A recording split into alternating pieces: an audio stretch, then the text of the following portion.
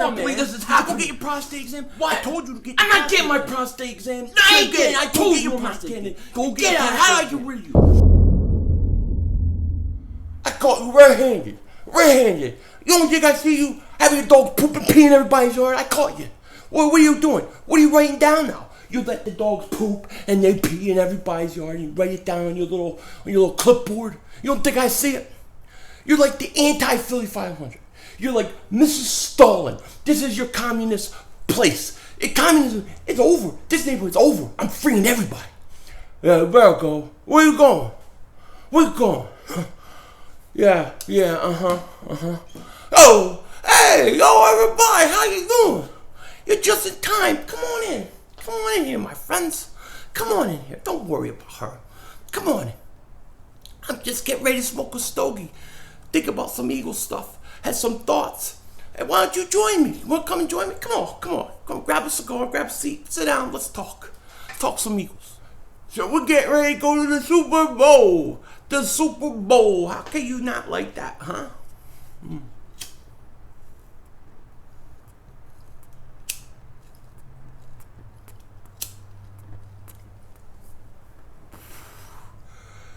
One more win. One more win, and the Eagles are Super Bowl champions. Super Bowl champions. We all saw that impressive performance, especially Nick Foles, Doug Pederson, the whole 9 yards.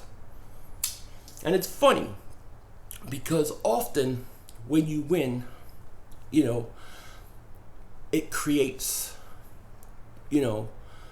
success for everybody, but everybody looks at the team a certain way. Everybody wants to attach. They want to attach who's the reason why we won, who's the reason why we lost, who's important, who's not important. And sometimes, quite honestly, I think that this gets way overblown. You see this all the time with the Patriots, right? Is it Belichick or is it Brady? Is it Belichick or Brady? Well, Belichick won 4 games. He started 4-0. Without Brady, it must be Belichick, right? That's how people sometimes think. And I think that the truth of the matter is it's not one or the other. It's usually a combination. It's usually both. Now, the Eagles and a lot of Eagle fans, and I've seen a lot of things on ESPN. I've seen things on NFL Network. I've seen things on YouTube. I've seen things, heard things on the radio. It's maybe Carson Wentz isn't as good as we thought. Maybe it's not all Carson Wentz. Maybe they don't need Carson Wentz. Maybe Nick Foles is just as good as Carson Wentz. This literally goes on in some people's minds. I actually have some comments on that too. But I think it's too easy to just attach these things. So I'm going to tell you what I really think is going on with the Eagles. And in actuality, why it's good news for the future. It's really good news for the future. Because no matter if the Eagles beat the Patriots or lose to the Patriots, I believe the Philadelphia Eagles are entering the golden age of Eagles football. I believe the next 10 years will be the best 10 years in the history of the franchise. I think you'll see multiple titles, multiple championships, multiple bling right over there. It's going to be beautiful. But here's the thing. I want to talk about this whole quarterback dilemma, which isn't really a quarterback dilemma, although some people have titled it that. The truth of the matter is, let's start this way. Let's go back to last year. Let's go back to Doug Pederson's rookie year as head coach, Carson Wentz's rookie year as quarterback. Now the Eagles go out there, and we all saw Doug was a very inexperienced play caller. He kept things simple, often too simple, deep, dunk, that kind of thing. A lot of small ball, which drove me absolutely nuts. Part of it was that you had a rookie quarterback, even though he didn't always play up to the rookie's strengths and taking advantage of his arm, they went out and they played. So the off season came, and my question, a lot of other people's question was, how good is Doug Pederson as coach? What kind of adjustments is he going to make? And so the season started, and clearly you saw that Doug Pederson had improved as a play caller, had improved as a coach, and he was pretty good. He was pretty good. But something else was going on. You had this quarterback in his second year take one of the biggest leaps that I've ever seen a quarterback make in his second year. And Carson did that. And Doug had good game plays, good game, he called good games. They had good game plans going into games. They were well coached, and they did a great job.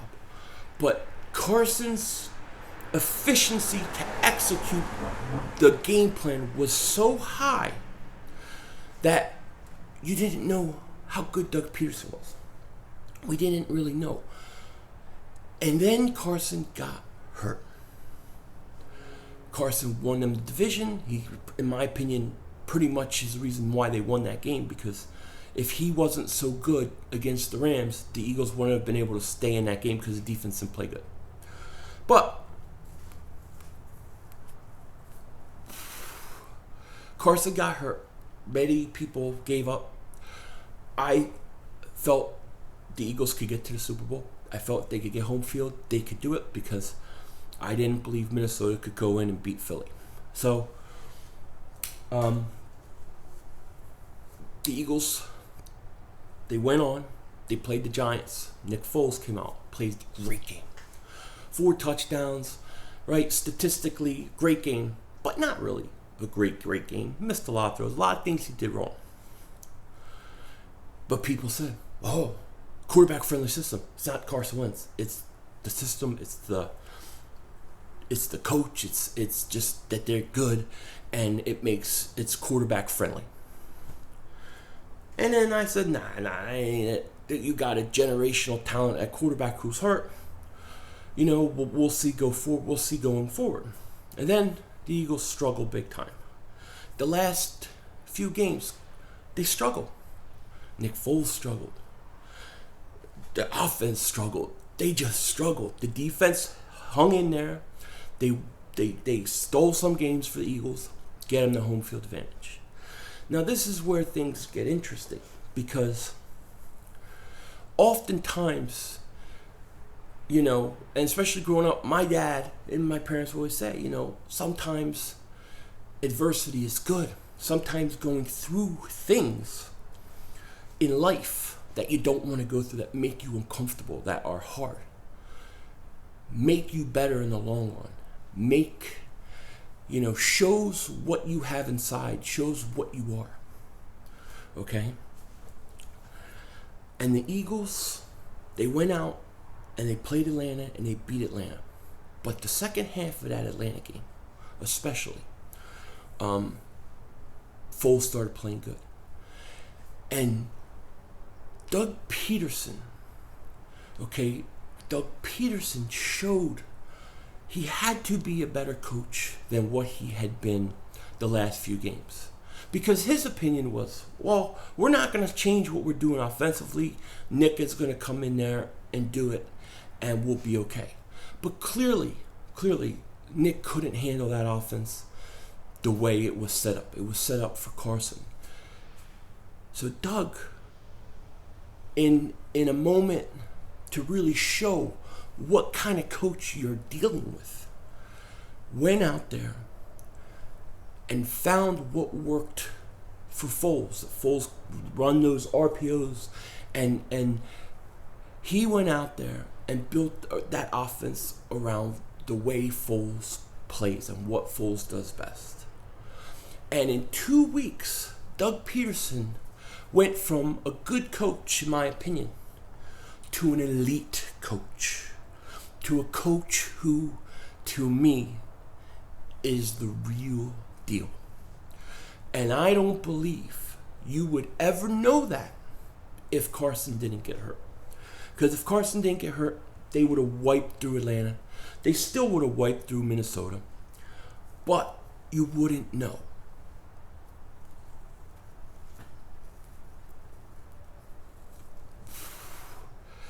So Doug Pederson, in the midst of controversy, when things didn't look good, when he lost the guy who ran his offense and made it look easy. I mean, let's not forget, Carson would blow teams out. His third down efficiency, his red zone efficiency, they were pulling him and benching him by the fourth quarter. Okay, the game plans were good, but the efficiency of Carson was ridiculous. But we didn't know how good Doug was. Now we know. Now we know that this guy can coach his ass off. Double moonwalks on people's asses. That's how good Doug Pederson is a coach. I am so impressed with him. I love that he's our coach. And in truthfulness, I don't believe the Eagles knew how good he was as a coach. I thought they think he would come in, he would get along with the players, he could coach a quarterback. But what Doug brought out, only in my opinion, could come out through the adversity of losing your franchise quarterback for the season. And he showed, and the whole coaching staff, they showed how good they are. How good they are. Now, what that means is that those that say Doug Pederson and the offense is a quarterback-friendly offense and it can win games, you don't necessarily need to win and have Carson, and that's the only way. They're right. There's a part of them, they're right. Then there's a part that says Carson Wentz is the franchise elite quarterback who's a generational player who makes any offense look good. And you're right. Because in this season, we saw both. At different times, they both needed to be what they were. And the adversity of Doug Pederson, what Doug Pederson had to go through, shows you how good of a coach he was. In that adversity, he rose to an elite level as a coach. So what does this mean going forward? Well, it means New England's got to get ready because they're going to do double moonwalks in their ass. I mean, in seriousness, New England gets this too. You hear this with Brady, Belichick in that argument. And truth is Belichick's maybe the greatest coach in the history of the game. Tom Brady, one of the greatest, if not the greatest, quarterback in the game. I think him and Montana, there's still an argument to be made. If Brady wins this one, it's over. Forget it, it's over. But that is the kind of arguments that go along with winning. Now, in the long-term situation for the Eagles, let's say Nick Foles goes out and wins, and they beat New England, which I expect them to, wins the Super Bowl. Does this mean we say, oh, we don't need Carson Wentz? No, absolutely not. Carson's a younger player. He's, younger, more mobile, higher skill set as a physical player. But Nick Foles would probably, in reality, especially if Foles gets an MVP, most likely is going to be sought after by many teams. Who knows? Maybe a Cleveland Brown type team is going to say, we want that kid, he wants Super Bowl. We can build our offense around him. We know he can win a big game. And they trade and they offer you a crap load. Well, you got to take it. You take it. If it's something really good, you take it. And if it's something not that good, something that don't blow your socks off, you keep them. And you have the best backup quarterback in football. Oftentimes we see backups step in and they play, right? They play good because they're on a good team with a good coach. Then they get traded, somebody trades for them, they become free agent, they cash in on a payday. And they go to another team and they're never successful again because the coach, the team can't build the offense around the player. And then the player struggles, he loses confidence, and he's never the same. There's a chance if Nick Foles, let's say he wins the MVP, plays great, that could happen for him. What could the Eagles get? I think it's realistic if, let's say, Nick Foles went out and won an MVP, that you would get first round offers, maybe even first round picks. I don't think top 5. I don't think top 10, but maybe a late first. Maybe if a team has 2 firsts, or a second round pick, or maybe a second, third, something. But you'll get a lot for him. That's just the way it goes when you win. So we'll see how that goes. But in terms of who's the better quarterback, Carson Wentz.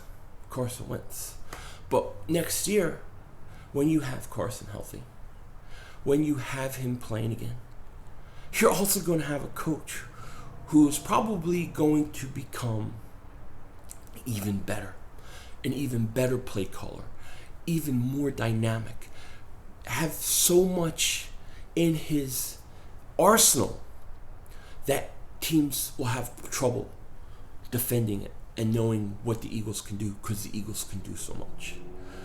This is why when I look at this team, win or lose, this team is set up to win for the next 10 years. You're entering the golden era of Eagles football. And thankfully, as my cigar starts to go out, I'm not too old to enjoy it.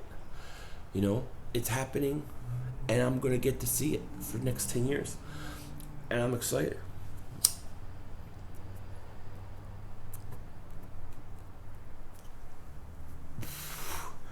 But when it comes to the argument of quarterback dilemma, coach, who's responsible, the truth is, there's not one answer. It's the combination.